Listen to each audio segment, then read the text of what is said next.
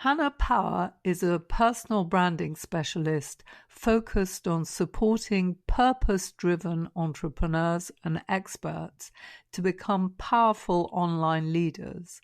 Hannah's passion for personal branding started in 2012 and has become her full-time focus in 2018 with the creation of Powerful Leaders, which delivers personal branding, coaching and training, and Power Studios, a personal branding agency. Hannah works with people to build strong, engaging brands which share a message and inspire an audience.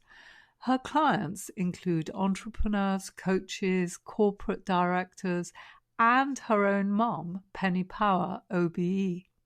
Hannah's goal is to inspire and teach as many people as possible to step into their light, share their message, and lead their tribe. Hannah, welcome to the brandtuned podcast. It's wonderful to have you here. Wonderful to be here. Thank you for having me. Tell me, how did you get into personal branding? Let me know a bit more about your background and how that came about, please. Sure. So it's a good question. So I was born into the kind of world of personal branding. My parents started the first online business network when I was 6. So I very much grew up around the world of having an online profile, people who were writing books, speaking at events, and building those personal brand-based leadership businesses. So it was always something which it was kind of how I saw the world, as that being the normal way to do things, because that was all I'd ever known. And I always took an active interest in it. I went and did a law degree, and I worked in a corporate consulting firm called Accenture, and it was always something I did on the side. I used to work with people outside of work, or there were some MDs at Accenture that I worked with to help them to grow their brands, to be seen as leaders in their field. So it was always sort of my skill that was always my sort of extra skill that I used to bring to roles that I had. And then when I left my job and moved abroad to Bali, I started my first business, and it just made sense to focus in on the niche of personal branding. I knew there was so much demand for this, but there wasn't really that much understanding in how to do it and how to do it effectively. So it kind of seemed like a natural move for me, but also for how I could best serve the world. That's great. So I've got a good idea from your bio that you don't really believe in personal branding being about superficial cosmetic surface stuff like logos. So what is personal branding to you? So to me, we all have a personal brand. The act of personal branding is actually actively looking to manage and lead that brand. And to me, being a strong personal brand and building a powerful personal brand is about serving others. It's about having a really strong, clear message, a really strong, clear niche, and a really strong, clear audience of the people that you want to serve, and building your brand around that. So it's not a good personal brands have logos, but it's not about being salesy, being self-promotional, having shiny collateral. It's about really standing for something and sharing that message with the world. And so why is personal branding important nowadays? Well, I mean, I had a different answer to this question a few months ago, because before it was very much about, the world's moving online, and it's about, if you're not known for the thing that you're excellent at, if you can't be found on Google, if you don't have any presence online, who are you really in the world that we're in now, where, we do really expect to be able to find whatever we need at the click of a button. And if you're not there when people are clicking that button, where are you? So that was always my answer to that question. And then I think, it's also about the opportunities that come from having a personal brand. If you're seen as a leader and an expert in your industry, in your field, whatever that might be, whether that's something business related or just a passion that you have, you're going to increase those opportunities that you can have, that impact that you can have on the world. So those are always my answers to that question, until obviously the world's completely changed now and everything really is online. So I think now it's even more of a need, now that we don't have that kind of people-centered approach, and who knows where that face-to-face approach, who knows where the world is going to go in terms of events and networking and all of that kind of stuff. The movement that we've made online is only going to become more long term. So I think the reason it's so important is it's because it's about showing up, being that person that people can turn to, and making sure that people can find you when they're looking for whatever it is that you do. Yeah, I find that when people set up their businesses, they tend to kind of hide behind the logo of the business, and they think, okay, I'm trying to promote my business, so it's not all about me, and therefore why should I have myself out there? Yeah. So what do you say to that? So in terms of it not being all about you, I do agree. However, when I talk about personal branding and leading, it's actually you're the face of the message. And it's not about thinking about it as it's all about me and this is an ego thing. It's about whatever your business does, it's there to make a difference, to help people in the world, and that's what you stand for. Having your face as the leader behind that just makes it easier for people to connect to. A business doesn't have a pulse, it doesn't have a personality. It's an idea that's been turned into a logo and a list of services or products. You and your story is what people connect to. It's what makes you stand out. It's what makes you unique. So I think having yourself as the face of your business and the experience that's come before you gives more credibility to what you do, and it makes it easier for people to connect and engage with you. I mean, people talk about Jeff Bezos just as much as they talk about Amazon. He is the face of that company. Same with Steve Jobs, Bill Gates. These kind of massive entrepreneurs, they are the faces of their businesses. They are the leaders there, and that's what people want. They want to have those leaders that they can connect to. Mm-hmm. So do you work with individuals in their careers as well as entrepreneurs running their own businesses? Tell us a bit about your typical client that you help. Yeah, so absolutely. I would say my typical client is a leader. So that might be somebody leading their own business. It could be somebody who just is a natural leader in terms of they want to create change. They want to stand for something. So it could be somebody who has a job, who wants to get a job, or to build their business. It doesn't really matter in terms of the medium that is behind it. What it's about is my target audience are very driven by positive impact, by leaving the world a little bit better off than when they found it, in whatever way that is. So I wouldn't say that I'm the best person if someone's solely got commercial aims.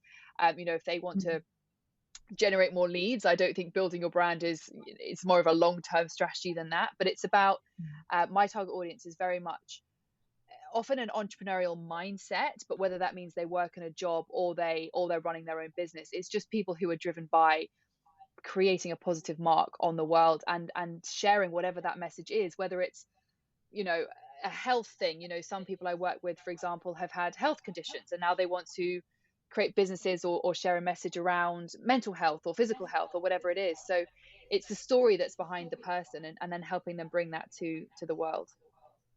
Right. So what's your process then for working with your clients? So good question. So I have two sides of my business. I have one side which is coaching and training, and then I have the other side which is an agency where we do done for you services. So it would depend really on whether somebody is, I guess, more time rich or cash rich. So if you have more cash and less time, then you could work with Power Studios, and we can actually sort of build your brand on your behalf. So we would film you, but we do all the kind of editing and uploading and the managing of the brand.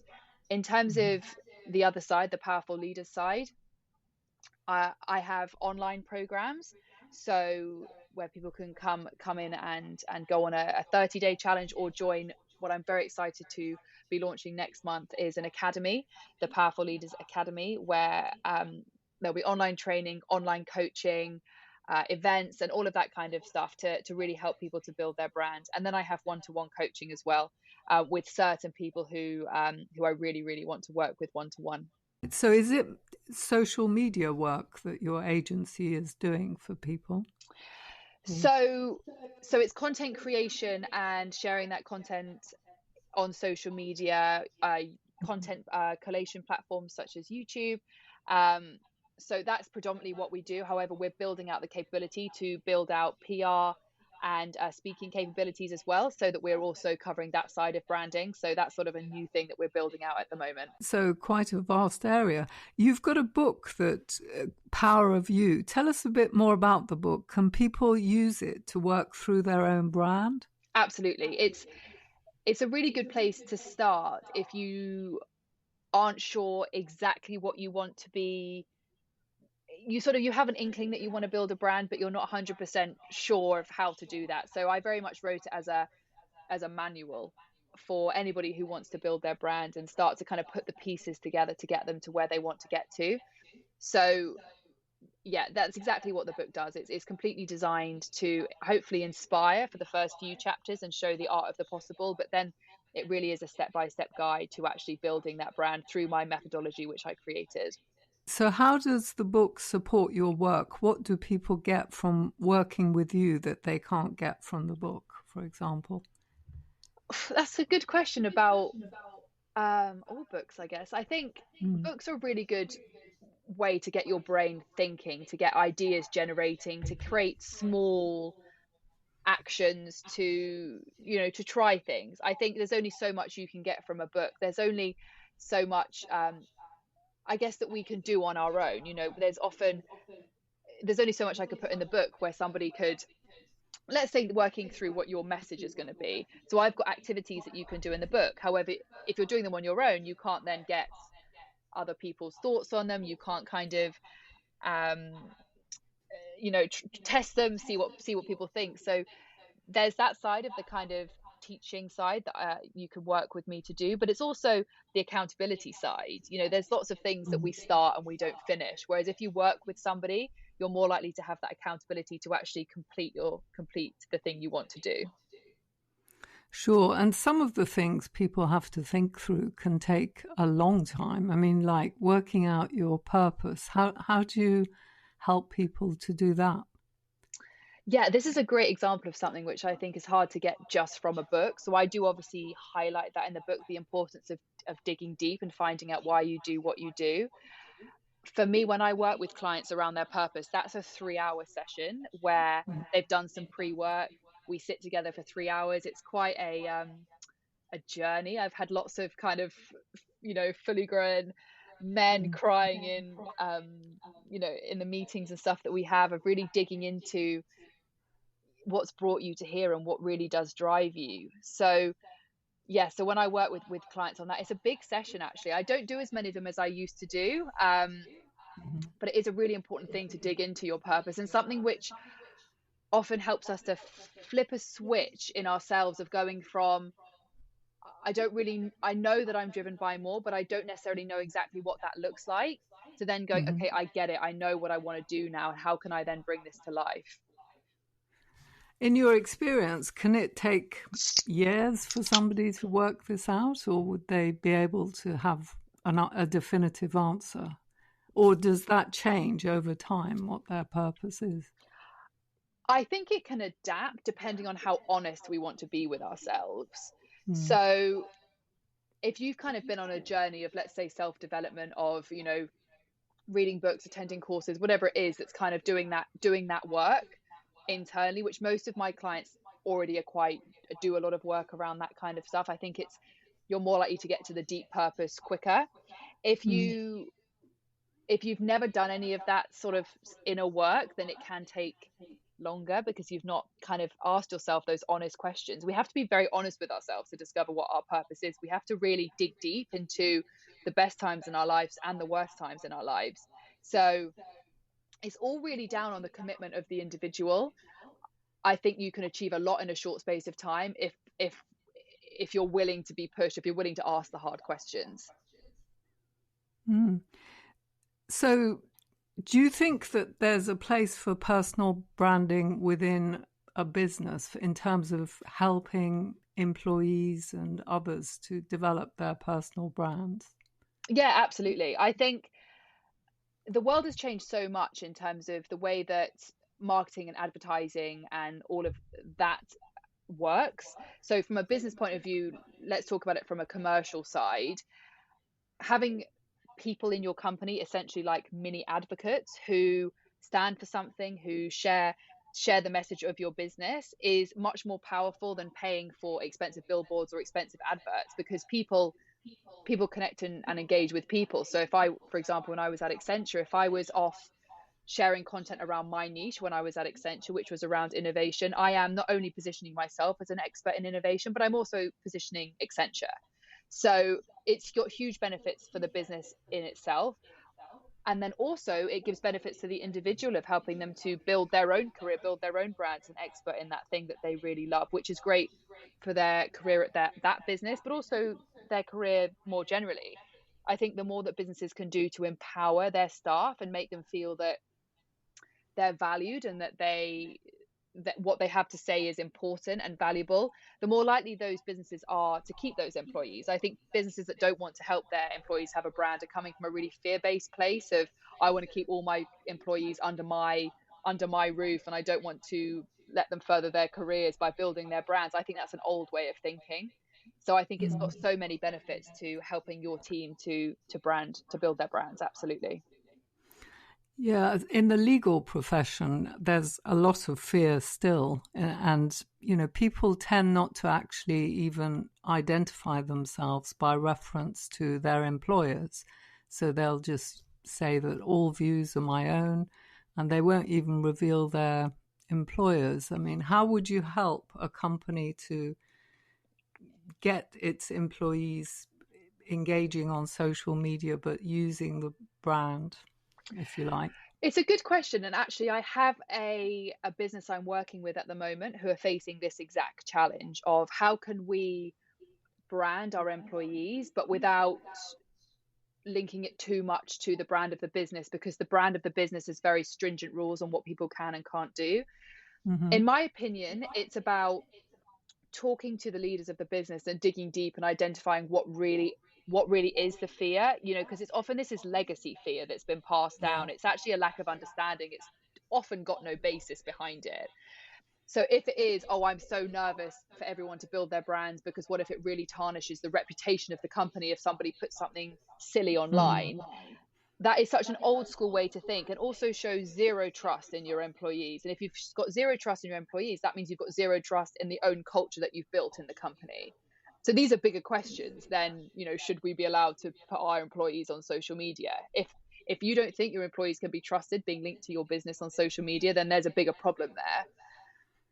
Yeah. So I think it's about digging deep into what those questions really are, and then it's about doing a little bit at a time. So a few people starting to build their brands, doing it gradually. I don't think a big bang approach ever works. I think that's too scary for these companies who have got, Mm. these companies have been around, some of them for hundreds of years. Like, they're not going to big bang suddenly change everything, but a gradual Mm. approach of bringing them into the new world, seeing the benefits, removing those fears. And I think it really does have to come from the top down. I think it's unrealistic for leaders to say, oh, all of my companies should be building their brand and getting in clients through the door through building their brands, but they're not doing it themselves.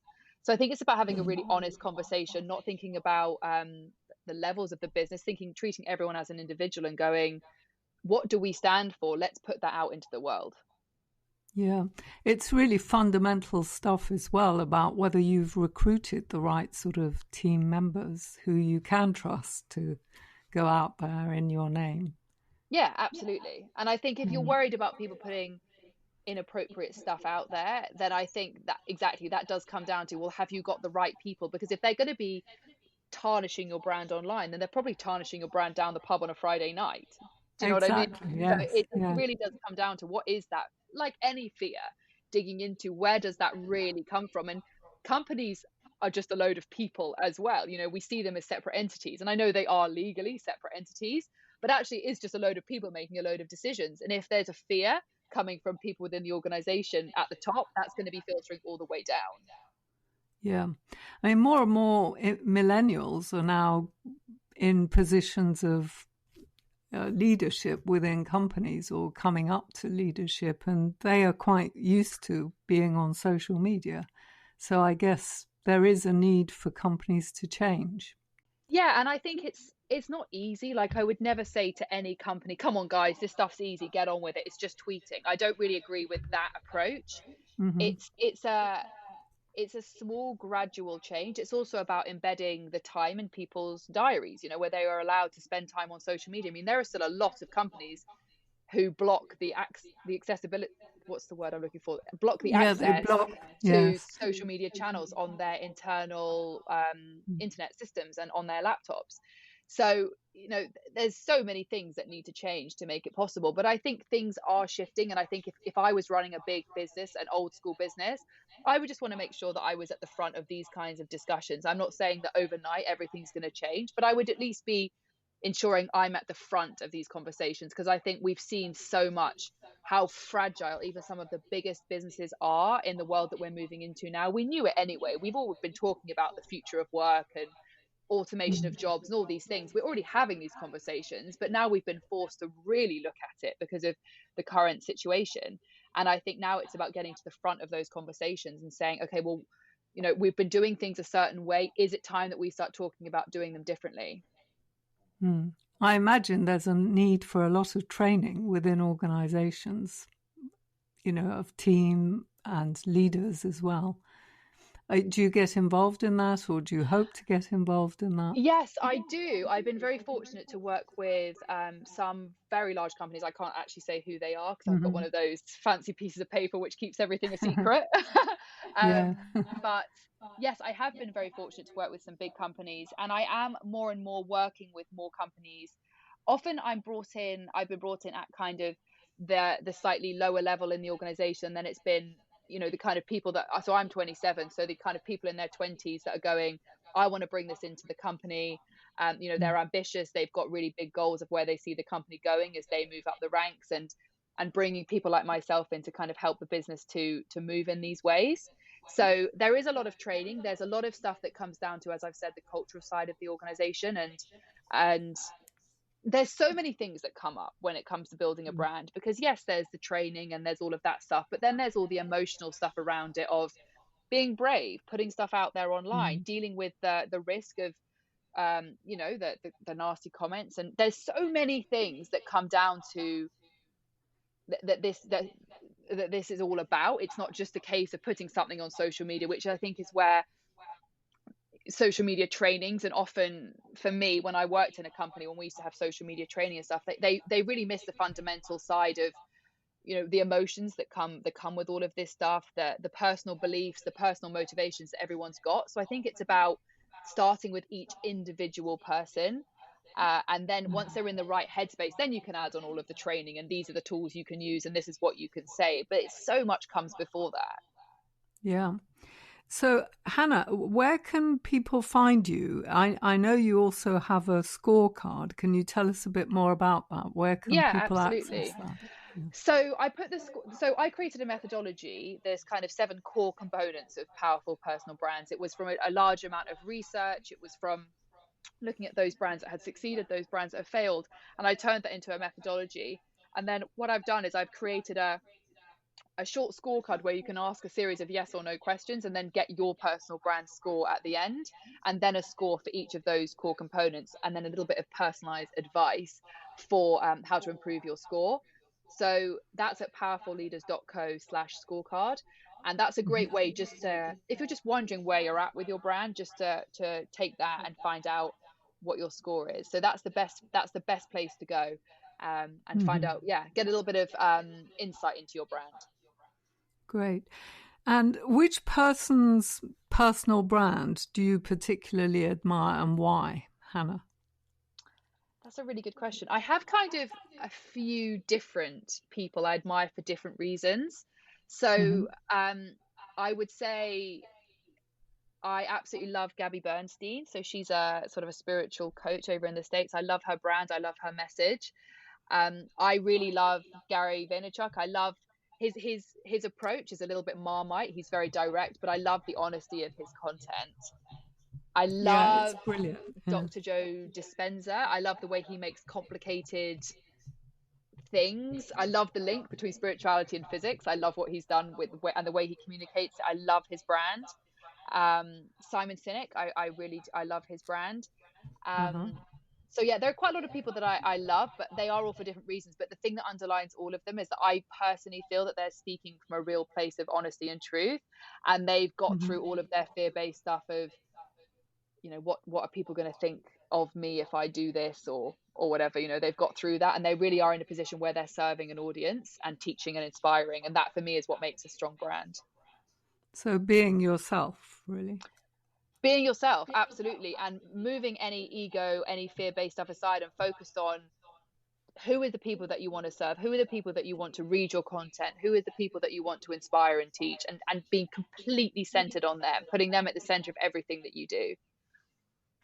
Great. Thank you very much indeed, Hannah. That was an interesting interview. Thank you so much. Great questions. I really enjoyed that. It was lovely to talk to you. Bye then. Bye-bye. That's it for this week. Do subscribe to the brandtuned newsletter to get weekly updates. I'd also love to get your feedback. Just send me an email to info@brandtuned.com. Finally, if you liked the episode, please do share it with your friends and colleagues and review it on iTunes or whichever platform you use to listen to podcasts. If you leave us a 5-star review, it means more people will listen and we can spread the word much more quickly about the podcast. Thank you and bye for now.